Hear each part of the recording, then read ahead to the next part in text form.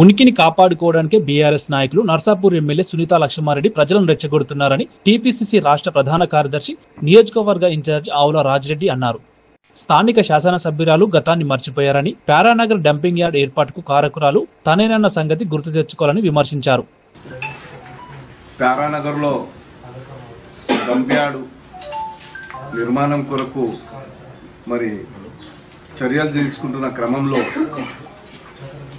పెట్టాల్సి వచ్చింది. దానికి ప్రతిపక్షాలు చేస్తున్నటువంటి అసత్య ప్రచారాలు, ఆగమేఘాల మీద మరి ఇది ఇప్పుడే కొత్తగా ఈ ప్రభుత్వమే ఆలోచన చేసి తీసుకొచ్చిన చందంగా చూపించే హడావిడి ప్రయత్నాలు, ఆగమేఘాల మీద ఈ అవకాశాన్ని రాజకీయ లబ్ధికి మలుచుకోవాలనే ఆతృత, సంకుచిత భావం ఇవన్నీ ప్రస్ఫుటంగా కనబడుతున్నాయి.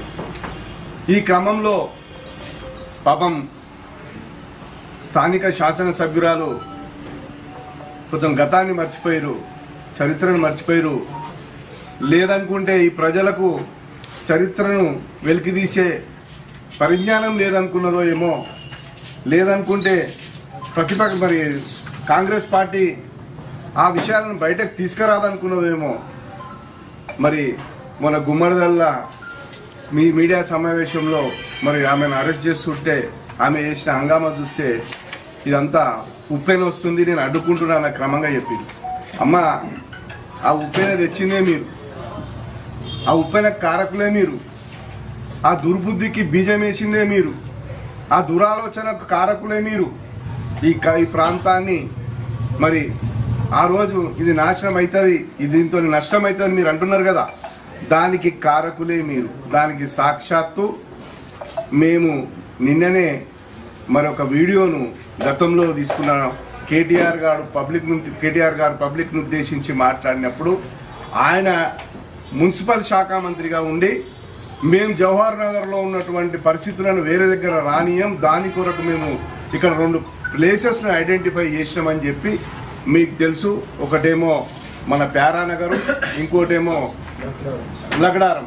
ఆయననే అక్షరాలా చెప్పిండు. అది 2022లో చెప్పిండు.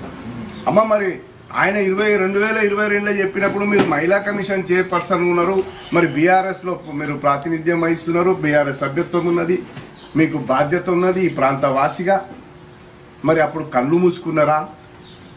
లేదు, మీ బాస్ నిర్ణయించిన దానికి మేము ఏమన్నా ఆబ్జెక్షన్ చేస్తే నాకు మార్కులు తక్కువ వస్తాయి, రేపు మళ్ళీ టికెట్ ఇవ్వడానికి మీరు వెనుకకు పోయిరా నాకు అర్థమవుతుంది. మరి ఆ రోజైన అక్షరాల ఈ ప్రాంతం పేరే చెప్పిండు, ఇక్కడనే డంప్ యార్డ్ వస్తుందని చెప్పినప్పుడు మరి అప్పుడు హడావిడి ఎందుకు కనవలే, ఇక్కడ ప్రాంత ప్రజలు ఎందుకు కనవలే, ఈ నర్సాపూర్ ప్రాంతం ఎందుకు కనవలేదు, ఇక్కడ పరిస్థితులు ఎందుకు కనవలేవో నేను ఒకసారి ఆలోచించాల్సిన అవసరం ఉన్నది. ఇది మేము రాజకీయ కోణం మేము కూడా హడావిడిగా పెట్టవచ్చు. ఇవన్నీ పేపర్లు కూడా మా దగ్గర ఎప్పటి నుంచో ఉన్నాయి. కానీ ప్రతిదాన్ని రాజకీయం చేసి డైవర్ట్ చేసి ప్రజల నుంచి లబ్ధి పొందాలనే ఆతృత కంటే ఎక్కువ నువ్వు ప్రజాక్షేత్రంలో ఉన్నావు, ప్రజలకు మంచి చేసే కార్యక్రమాలు చేయి, ఒక శాసనసభ్యురాలుగా ఉన్నావు. మరి ప్రభుత్వం కాంగ్రెస్ ప్రభుత్వం ఉంది, కాంగ్రెస్ వాళ్ళతో అందరితో కలిసిమెలిసి నియోజకవర్గానికి నిధులు తీసుకొచ్చి మరి అందరినీ కూడా భాగస్వాములను చేసి ఇక్కడ కూడా ప్రోటోకాల్ ఉన్నారు, వాళ్ళని కూడా సోదర భావంతో సోదరిమని భావంతో మరి ఇన్వాల్వ్ చేసుకొని ఒక మంచి పెద్ద ఆలోచనతో చేయాల్సింది పోయి ప్రతిదానికి హడావిడి చేస్తాం. ఎందుకు చేస్తున్నామో మీ వాళ్ళ అర్థమవుతలేదు. ప్రజలు కూడా చూస్తున్నారు, మిమ్మల్ని గమనిస్తున్నారు. కాబట్టి నేను ఒకటే చెప్తున్నాను, మీడియా మిత్రులారా, మీకు తెలియంది కాదు, ఇది కూడా సోషల్ మీడియాలో సర్క్యులేట్ అయింది.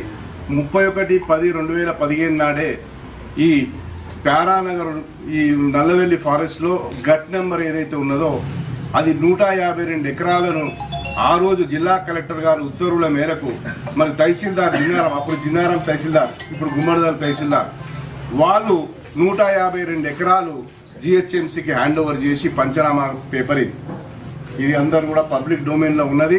ఎక్కడ కూడా ఎవరికైనా లభ్యమందుతుంది. 2015 అప్పుడు బీఆర్ఎస్ ప్రభుత్వం వచ్చిన మొదటి 2వ సంవత్సరంలో ఇది అక్షరాల 152 ఎకరాలు డంప్ యార్డ్కి ఇచ్చారు. దీనికి సాక్షులు పంచులు అందరూ ఉన్నారు.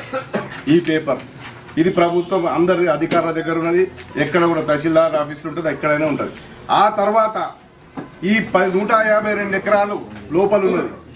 మరి ఆ ప్రాంతానికి పోవాలంటే మన మెయిన్ రోడ్ నుంచి లోపలికి పోవాలంటే దాదాపు 1 ఎకరా 23 గుంటల భూమి రోడ్డు కొరకు అవసరం ఉంది, ఫారెస్ట్ భూమి అవసరం ఉంది.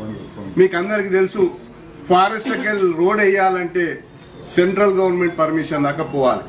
ఇక్కడ పొల్యూషన్ కంట్రోల్ బోర్డులు, ఇక్కడ లోకల్ అథారిటీలు, ఇక్కడ ఉన్న డిస్ట్రిక్ట్ లెవెల్ కమిటీలు అన్ని రిఫర్ చేసి ఆ తర్వాత దానికి ఒక పెద్ద ప్రొసీజర్ ఉంటుంది.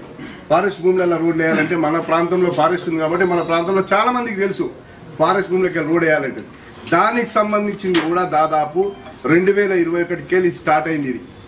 దీనికి సంబంధించింది ఇక్కడ లోకల్ ఉన్న లీడర్లను కూడా కొంతమందిని ఈ కమిటీలో వేసిర్రు. మన జిల్లా మొత్తం డిస్ట్రిక్ట్ లెవెల్ కమిటీ వేసిర్రు. ఆ కమిటీలో వేసి దాని వాళ్ళు రికమెండ్ చేసారు ఈ రోడ్డు మనం ఇవ్వాలి, ఈ రోడ్డు డంప్ యార్డ్కి అవసరం ఉన్నదని చెప్తే ఆ రోజు అడిషనల్ కలెక్టర్ ఉన్నాడు, డిస్ట్రిక్ట్ ఫారెస్ట్ ఆఫీసర్ డిఎఫ్ఓ ఉన్నాడు, తర్వాత డిస్ట్రిక్ట్ పంచాయత్ సెక్రటరీ ఏదైతే డిపిఓ ఉన్నాడో 3 మెంబర్లను వేసారు. ఆ రోజు ఒక్కొక్క సర్పంచ్, గుమ్మడి అప్పుడు చీక్మద్దూరు సర్పంచ్, మరి వీరన్నగూడెం సర్పంచ్, మరి గుమ్మారెడ్డిగూడెం సర్పంచ్, వీళ్ళందరితోని ఒక డిస్ట్రిక్ట్ లెవెల్ కమిటీ వేసి ఆ రోడ్డు కొరకు అప్రూవల్ కొరకు ఇది ఇచ్చారు. దీన్ని బేస్ చేసుకొని మరి ఫారెస్ట్ అధికారులు మరి దీన్ని సెంట్రల్ గవర్నమెంట్ దృష్టికి కూడా ఇక్కడ నుంచి అప్రూవల్ పంపించారు. సెంట్రల్ గవర్నమెంట్ లో ఉన్నటువంటి ఫారెస్ట్ అండ్ ఎన్విరాన్మెంట్ డిపార్ట్మెంట్ కూడా మరి ఇచ్చింది. దాని తర్వాతనే ఇవన్నీ వ్యయ ప్రయాసాల తర్వాత ఆగస్టు 1వ తారీఖు 2023 మన అసెంబ్లీ ఎన్నికల కంటే ముందు GOMS నంబర్ 73 ఇది లాస్ట్ బీఆర్ఎస్ ప్రభుత్వంలోనే వచ్చింది. దిగిపోయే ముందర డిసెంబర్లో దిగిపోయారు, ఆగస్టులో ఈ జీవో వచ్చింది.